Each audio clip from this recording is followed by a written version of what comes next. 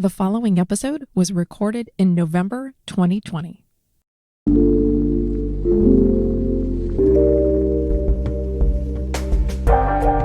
Hi, and welcome to Managers One-on-One, a podcast about being your best as a manager at Microsoft. I'm Nicole Christie, a writer and producer on the Employee Communications team, and with me is HR Communications Director Christina Watt. That's me, Christina Watt. And on this podcast, we talk with Microsoft managers about their journey managing people, their successes, failures, and the joys and challenges of empowering people to be their best. In this episode, we're talking with Chris Capossela. Chris has been with Microsoft for nearly 30 years in a variety of roles and orgs before his current role as our Chief Marketing Officer and Executive Vice President of the Marketing and Consumer Business, also known as MCB. He is, of course, a seasoned manager with many lessons learned, stories to tell, and insights to share. He was also an executive sponsor of the Management Excellence work and is passionate about the role of the manager, particularly how it's key to inclusion. We'll talk with Chris today about his journey as a manager, the manager expectations, model, coach, and care, and his perspective on managing during this challenging time in our world. Hi, Chris. Thank you so much for joining us today. It's my pleasure. Thanks for having me. You bet. So we like to kick off every episode with a check-in, much like we did during Manager Reboot back when we could meet in person. Chris and I actually went through that program together. And so you should be familiar with this. The way we typically do it here is we do two questions, a word that describes how you're feeling today and what's distracting you. And so I'll just get us started. We haven't recorded one of these for a little while, so I'm feeling a little rusty at the moment. And what's distracting me is that I got a quarantine puppy. And so I'm hoping that he'll stay quiet in the background as we go. How about you, Nicole? My word is, and it's hyphenated, it is one word, is over the moon, because I'm so excited. We're actually, Chris, you're kicking off season 2 of Managers One-on-One for us. So I'm really, really over the moon about that. And what is distracting me is, we have in our house a new sound booth. My husband's a musician, and all of his performance work during the pandemic has pretty much gone away. And so he's recording in this sound booth in our house, and I'm testing it out. So I'm a little nervous about my new setup, and I'm hoping that everything tech-wise goes okay in here with my mic and everything. What about you, Chris? Yeah, so I think my word for today would be energized. Relatively high energy today, I would say. So I'm gonna have to tone it down a little bit for our audio recording. But feeling relatively good about things, all things considered. And then in terms of what's distracting me, both of my kids are applying to schools. One's applying to colleges and one's applying to high schools for next year.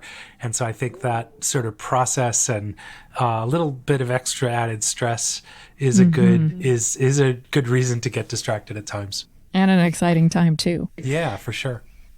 So we wanted to kick off, Chris, talking about your journey at Microsoft. And I know there have been many chapters at it. You've been at the company, I think, almost 30 years. Is that correct? Yeah, it'll be 30 years in July. So 29 and a bit. Okay. We would love to hear a little bit about your trajectory. And since we talk on the podcast about being your best as a manager at Microsoft, if you could maybe talk also about how the role of the manager has evolved during your time here. I'd say in a word, my time here has been incredibly variable. I've done roles in engineering. I've done roles in sales, in marketing, and in operations. I think, 4 very different professions, and that's made me come back for more. I've worked all over the company, and it's been just a fascinating journey for me. I've done maybe, I haven't counted recently, but probably 12 or 13 different jobs at my time here. And they ranged from, giving seminars to hotel ballrooms with 300 people in them twice a day. They were like 3-hour seminars, and then driving to the next city and doing it again, and driving to the next city and doing it again, to being a product manager on our database products, to working for Bill Gates as his speech assistant for a couple of years, to living in Paris and working in our Europe, Middle East, and Africa headquarters as the chief of staff to the leader of Microsoft EMEA, which was an incredible experience for me and my wife to be able to do. I got to run Microsoft Project for a couple of years, which is an engineering team, and then marketing for Office, and then sales for retailers and OEMs, calling on retailers and OEMs on behalf of Microsoft and telcos, believe it or not. So I've just had an incredibly varied career with lots of different managers from different walks of life, and I think it's part of why these 29 years have gone relatively fast, because it's been so incredibly different. Unplanned would be another word I guess I would use. So very variable, very unplanned. I'm not one of those people who, knows what I'll be doing in 10 years and has a 10-year plan. And then the manager role, boy, how has it changed? I think in the early days, a lot of managers were sort of individual contributors first and managers second. And I think as the job of a manager has gotten harder and involved more, and certainly today, I don't really think you can be a great manager without being a manager sort of first, second, and third, and then, doing individual work that you do kind of fourth or fifth on your list of priorities. So I think it's just gotten much more complicated, and the level of sophistication that we require in our managers has gotten much higher. I think that's the most fundamental change, is you can't do it as a side gig. It's kind of got to be your gig. It's got to be the thing you do.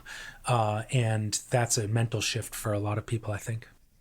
I'm wondering, Chris, if we'd love to hear a story, either current or, from earlier in your career at Microsoft, about either a manager you had who made a big impression on you, or a journey of your own where you showed up well, didn't show up well, and something you learned from that.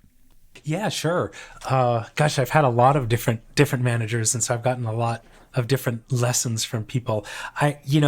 One surprising story for me was when I was a product marketer on our desktop database products, and my manager was sort of a pure marketer at heart, and I had a connect with her that we did annually at the time, and she was the first manager that I would say really pushed me to raise the bar and on my performance. I went into the meeting thinking I had done pretty well, and I was pretty proud of myself. And she basically said, "Hey, you're looking left and right, and you're comparing yourself to the people around you, and that's not the right way to do it. I'm comparing yourself to what I think you can do." And bluntly stated, I don't think you did very well this year. I kind of felt like you mailed it in.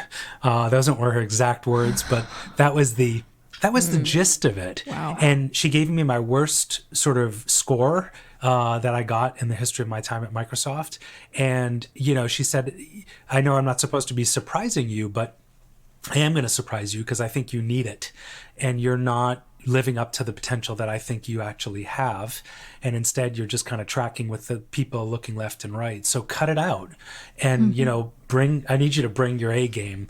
And it was a real kick. It was a real, I was stunned, I was shocked. But of course she was right. I wasn't pushing as hard as I should push, and I wasn't being as creative as I should. But I'll tell you, it was very eye-opening, and I sort of approached my job differently. And it was when I started to really realize, hey, don't worry so much about someone else, your peers. Why don't you focus on yourself and what you can do? Sometimes your peers will blow you away with how awesome they are, and you won't be able to keep up, so to speak, in that way. But it's about doing your best. How did you show up differently, do you think, after that feedback? Well, I certainly pushed myself just much, much harder.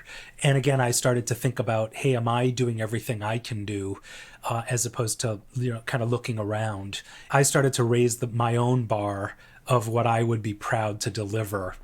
And I still find it, I still work on PowerPoint decks and find myself sort of, really trying to make the quality as high as I possibly can, or writing an email, and trying to ask myself, is this as good as I can possibly make it? So I do think setting your own bar was the key lesson. She did it in a pretty, eye-opening way, but I really believe she made me, a better person for the company. It's really impactful coaching, and it stuck with you for a long time. Yeah, this was like, Wow. my third job, my third manager. So it was early. It was very early. I also got to work for Bill for a couple of years. Bill Gates as his speech assistant. And, it was a sort of surreal experience. He was the CEO at the time. And I became sort of his speech helper. And so one day I was doing, Access program management for Microsoft Access. And the next day I was walking into his office, trying to prep him for a speech he was doing a week later. And his graciousness with treating me just like he expected me to be able to do the job, and it was no big deal that I was in this job, was just amazing. Like I never felt like he was scrutinizing me. Did I deserve to be there? He just assumed that I was going to be able to do the job, and he treated me, like a coworker. And I was 25 or 26, and, he was the richest man in the world and on the top of the company that was, the company on the planet at the time. And to have him treat me as just a team member, we traveled around together. He talked to me about my family and movies and books, and he just treated me like a regular person. It was mind-blowing. And so that notion of, managers treating their employees with, full respect and full, seeing the full person, I thought was just quite crazy that Bill could demonstrate that while he was still running, running the entire company. It blew my mind. Just going to segue right straight into, MCB and your inclusion plan, and, how I really feel like you're carrying it forward. You're paying it forward, if you will. Yep. And would love to have you talk a little bit more about those priorities and what's important to you. And in particular, management excellence is part of that. And I know that you're an exec sponsor of this work, and particularly the development of the manager expectations of model coach and care.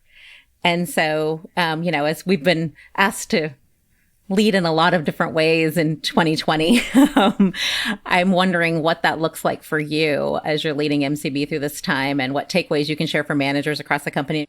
I think the real realization was that the company, we'd sort of taken our eye off the ball in investing in manager capacity, making it clear to managers what we think their job is, and of course, holding them accountable to do the job, but giving them the tools that they need to do it. And I thought it was a really important insight that, the company had, that we had sort of let down our managers and our employees by not putting more emphasis on this, not being clear, not creating energy around it, and not giving people the tools that they needed to train up in areas that they might be weak. And that was the insight. That was the genesis of the whole project. This was actually a failure of the company. And of course, that means a failure of leadership, not necessarily a failure of the individual employees or our 18,000 managers. And so I've been thrilled that, Satya has launched this new culture starting 6 years ago. And he didn't really know what it meant. I don't think any of us did. But as we've gotten into it, one of the things we've learned is that, hey, the middle of the company is where it all comes to roost. And we heard early on, hey, we love what you're saying at the SLT, and it sounds great on the front lines, but, can you please tell my 5 layers of management that they need to get on board too? And so when we launched sort of a new cultural aspiration, it took us a while to figure out, hey, we have to focus on managers. And we just didn't for too long. And so now this manager excellence work and the simple framework of model, coach, and care. And for me, modeling means you try to do your best in the way you behave, to illustrate the way you want your teammates to behave, your team members, your coworkers, your managers. Be a shining example for everybody in the organization to learn from, not just the people below you, quote unquote, in the org chart. Coaching is about being clear about what your expectations are. It doesn't mean, it's always sunny and lovely. Like, you should be doing much better, and I know you can, and I expect you to. Coaching is that. It's expectation setting and holding people accountable. And then caring is all about empathy. It's all about showing a personal connection. Bill was actually quite caring in the way he sort of treated me in our daily routine together. There's lots of ways to show caring. Asking somebody at the beginning of a meeting, hey, what's going on in your family life or in your personal life? How's your weekend? You're doing that in an appropriate way. There's a million small ways to show that you care. And none of these are easy. But that's what Model Coach and Care is sort of all about. And it's a balance. But I think those three words are powerful. And so you were when we're talking about Model Coach and Care, and you framed that up really well about creating these very clear expectations in a simple framework for managers so they know what's expected of them. In July, we built on that with the core priority for all managers. So there's some actionable, almost more tactical things that we ask them to do.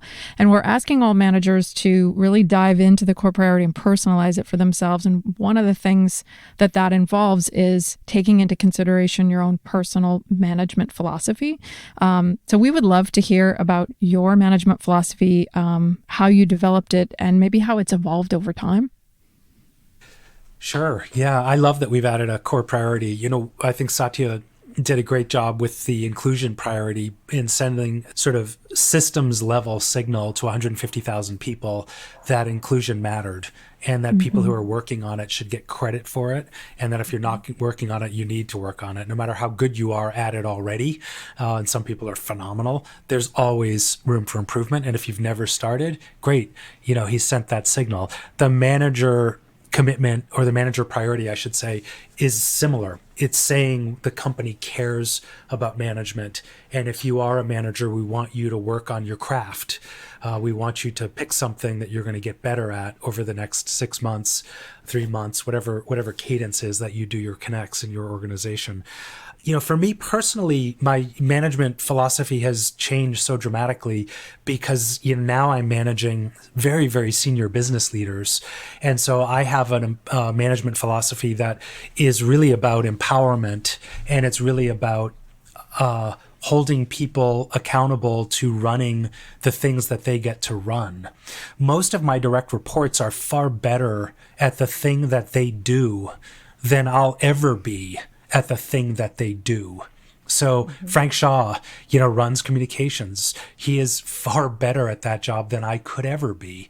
Bob Bijan runs events, far better at that job than I'll ever be. Kathleen Hall, brand, ads, research, media. Like, these people they're excellent at their job. And once you manage somebody who's much better than you, then it's not about, oh, I've done that job, let me tell you how to do it. It's much more about, what are the barriers that I can break down for you? What are the things I think you're missing? I'm coaching and managing at a higher level than I think I was 10 years ago. When Yusuf and I have a one-on-one, I'm not making a list of the 7 things we talk about to then follow up with him the next time around. The guy's a super, super senior, incredibly talented marketer. He doesn't need me to do that. And he knows that I just expect him to pick those things up and go. So I think my philosophy of empowerment and sort of trying to take down barriers and hold people accountable is probably different than how I managed 10 years ago, because I was managing people at a different stage in their career. That makes a lot of sense.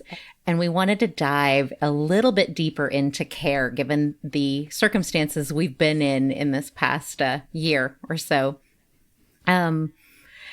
So a couple of things. How are you caring for and connecting with your team during this challenging time? And how are you taking care of yourself? I want to get, hooked into some of that energy you're feeling. Yeah, I think the things we're doing to try to connect, or how I'm trying to connect with folks, is to sort of dial it into their style that they like to work in the best. Some of my direct reports really love the cadence of one-on-ones, and we don't talk that much in between one-on-ones other than obviously email. Other direct reports and myself, Frank Shaw and David Porter fall into this category. It's more likely to be a 15-minute phone call that happens when something comes up. And that connection is very valuable for both of us. And I think they really like connecting in that way. Whereas the first set of people, I could pick up the phone and just call them out of the blue and they'd answer it, but it's not their preferred style of sort of working. And I think as a manager, you want to learn for each one of your direct reports, how do they like to work? What kind of cadence works best for them? How do they like to be recognized? Some people love to be recognized at an all-hands meeting, and other people, that's their worst nightmare, and they'd much rather be recognized quietly in a one-on-one where you're very authentically thankful for whatever that they did, and you thank them. And so tuning your connection to what works for your directs or your team, I think is the real opportunity that managers have, as opposed to just, how you like to work. Can you change the channel and listen to the signal that they're broadcasting in, as opposed to you just always broadcasting on your channel and expecting them to change their behavior to always connect your way. I'd also say trying to be really, really consistent. We try to run a very consistent, predictable process. The leadership team meetings happen in a cadence and we book them 12 months out. So they're on your calendar and you can count on them. That predictability, particularly today, I think helps people have a sense of saneness, that they can count on you to behave in a certain way, to run your rhythm in a certain way. If you're constantly canceling meetings, you're adding unscheduled meetings, that causes a little bit more chaos that I don't think is respectful of the people that you're managing. So that would be another subtle thing that I actually think makes a big difference that I try to do. And then how do I stay energized, or how am I caring for myself? They're really boring things that I'm happy to share with you, but they're very personal and they're very boring. For me, we have a dog, so congratulations on your dog. Taking the dog for a walk after the dishes are done. It's usually around 9 p.m. or 8:30 p.m. or whatever. That dog walk for an hour is everything. Even when the weather's not so good, I got plenty of good gear. Getting outside, getting my head clear at the end of the night is really, really helpful, or kind of at the end of the family time. That's one that's big for me. I'm doing a lot of Pilates, believe it or not, which I discovered 6 or 7 years ago to try to deal with a bad back. And that physical and sort of almost meditative type of workout has been really, really helpful for me. And I'm able to do it virtually, so it feels very safe. And that also is another way to, get away from my desk and my screen. That really helps a lot. I've gotten into a nice habit of watching a fun TV show with my youngest daughter, who's 13, and that sort of bonding.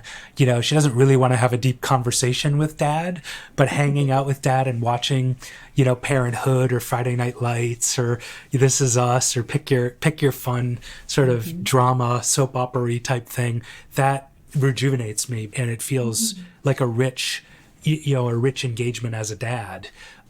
I also like that you're meeting your daughter on the same level. I feel like you just explained you meet your directs, right? Like maybe you'd love to have a conversation. She's like, I'm not where I'm at right now, but this is how we're going to bond. I love hearing about that. Yeah, it's nice.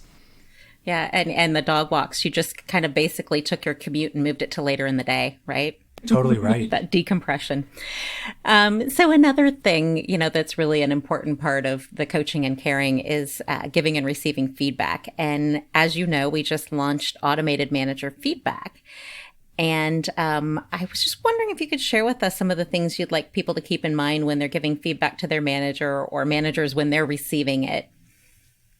When you're receiving feedback, I think the key thing to think about is, hey, feedback is a way for me to learn how other people perceive me. It's a way for me to learn how I can develop professionally and thrive at Microsoft. And it's easy to get defensive. Sometimes when Satya gives me feedback about marketing or, name something, it's easy to kind of feel like, oh, I want to disagree or I want to push back. It's an opportunity to listen, and it's an opportunity to let the feedback kind of wash over you.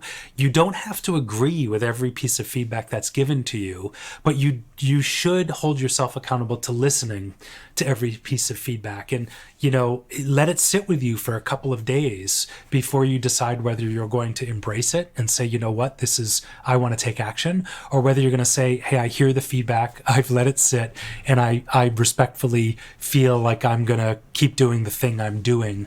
Obviously, if you're doing something bad, you can't keep doing that thing. But if it's a more subtle piece of feedback, it's up to you to sort of decide that. When giving feedback, I think you want to try to find language that helps put a person in their best frame of mind to hear the feedback. So, hey, Christina, as your manager, I'm really committed to helping you grow. It's one of the things I think is a big part of my job. And there's an area that I think you can grow in that I'm really excited to talk to you about. And it's this. And that notion of trying to set that context for why you're doing it and the fact that it's part of your job to help someone else grow, I think is really helpful. Or, gosh, I really love working with you. There's an area that I think you could be an even better partner to me, and I'd love to give you the feedback if you're open. And, that type of language can, I think, help people be ready to receive it in a way that's most productive. And it takes some of your energy away too, if you're sort of emotionally invested, because you're now couching it in, I'm here to help you, as opposed to tell you, I hated the way you said X because it really pissed me off. That's not really, that's feedback, but it's not particularly constructive or, helpful feedback. And I think couching it the other way helps you give it in the best way possible too. I think there's an interesting question to ask yourself, which is, hey, what can I learn from the manager I have today that I won't be able to learn from the next person who I'm likely to have as my manager? And even if not every manager that I've had did I think was the most incredible manager I've ever had. But I was lucky that I was able to learn something important from every one of the managers I've had. And that's a good skill to cultivate. Your relationship with your manager is temporary because working together is likely temporary. So how do you ask yourself what you can learn from your manager? And then also, how do you ask yourself, what am I like to actually manage? Wow. Like what am I a pain in the butt? Like, am I a high maintenance person? And Yeah. I know what it's like to manage high maintenance people. Oh my gosh, I'm one of those. So for my boss, I'm actually a high maintenance person. Or no, I'm actually kind of, I disappear into the background and I'm probably not helping as much as I could because I'm a little bit of a, maybe an introvert or a wallflower or whatever. So how do I challenge myself to make sure I'm adding value? This question of what are you like to manage, I think is a really good self-reflection for everyone to ask. And what can I learn from today's manager? Because they won't be tomorrow's manager, and you'll have missed an opportunity to get the most out of your relationship when the relationship's over as, direct report and manager. That's terrific. Amazing. Yeah. Yeah, that is. I like the particularly the self-awareness there too and the reflection of thinking about your current manager and what are you learning and maybe how can you build on it as long as that relationship is there. And then, wow, reflecting on yourself. I'm going to be doing that like today. It's awesome. Always good. So Chris, Christina and I both being in MCB, we get to hear from you and fabulous bits of advice, whether it's in an all hands or an MCB radio during the conversations you have there. So we get to benefit from that. But for the good of the greater company, we would love to hear what we close every episode with, which is one question. And that is, if you could give managers one piece of advice, what would it be? I think if I could boil it down to one thing, it would be, I'd love managers to give more grace to the people in their lives. I mean, things are really, really difficult right now. And if you're at Microsoft, you're already, have incredible privilege. But even for Microsoft people and people who have great privilege, things are hard.